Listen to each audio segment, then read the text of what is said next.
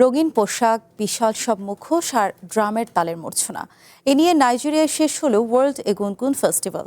ইয়োরুবা সংস্কৃতির কয়েকশো বছর পুরনো এই ঐতিহ্য দেখতে ইবাদান শহরে জড়ো হয়েছিলেন হাজারো পর্যটক।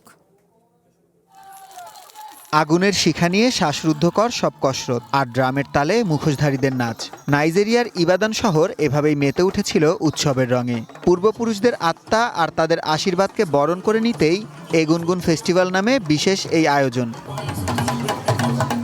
পশ্চিম আফ্রিকার ইয়োরুবা জনগোষ্ঠীর এই উৎসবে এবার অংশ নিয়েছেন অন্তত 10টি দেশের প্রতিনিধিরা। পর্যটকদের মতে যান্ত্রিক জীবনে এ যেন শেকড়ের টানে ফিরে আসা।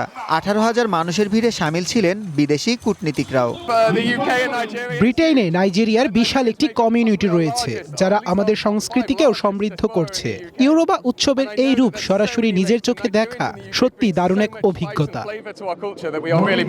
উৎসব ঘিরে শহরের অলিগলিতে ছিল সাজ সাজ রব, বিশাল সব মুখোশ আর বিচিত্র পোশাকের আড়ালে মূলত নিজেদের পরিচয় আর ঐতিহ্যকে উদযাপন করেছেন স্থানীয়রা। তাদের বিশ্বাস এই উৎসবের মাধ্যমেই পরলোকগত পূর্বসূরীদের সাথে যোগসূত্র তৈরি হয় জীবিতদের।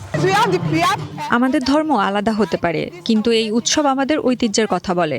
আধুনিকতার ভিড়েও এটি আমাদের নিজস্ব সত্তাকে বাঁচিয়ে রাখতে সাহায্য করবে।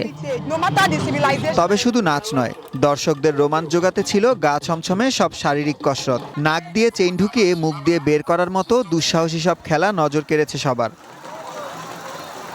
তৃতীয় বছরে পা রাখা এই আন্তর্জাতিক আয়োজনকে এখন ইউনেস্কোর ইনটেনজিবল কালচারাল হেরিটেজ হিসেবে স্বীকৃতি আদায়ের চেষ্টা করছে নাইজেরিয়া সরকার। এর মধ্য দিয়ে নিজেদের পর্যটন শিল্পকে বিশ্ব দরবারে নতুন করে তুলে ধরার স্বপ্ন দেখছে আবুজা। সুলাইমান সবুজ, ওয়ান ইন্টারন্যাশনাল ডেস্ক।